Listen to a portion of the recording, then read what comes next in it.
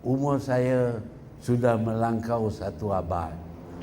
Mungkin ada yang merasakan pandangan saya sudah tidak relevan.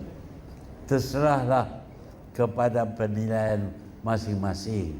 Namun, selagi nyawa di kandung badan, saya tidak akan berhenti berusaha dan berjuang untuk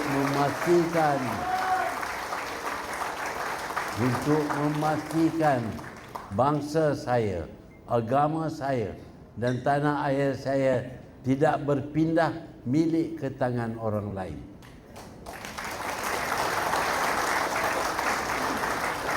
Katalah apa saja, suruh saya bersara, duduk di masjid, beribadat dan lupakan semua ini. Mana mungkin saya berdiam diri jika dulu generasi saya dan yang sebelum saya berjuang menentang Melayu Union, pengganas komunis dan neokolonialisme. Apakah saya akan bertubuh dan membiarkan saja tanah air saya dirampas dan bangsa saya dipinggir dan dijajah semula?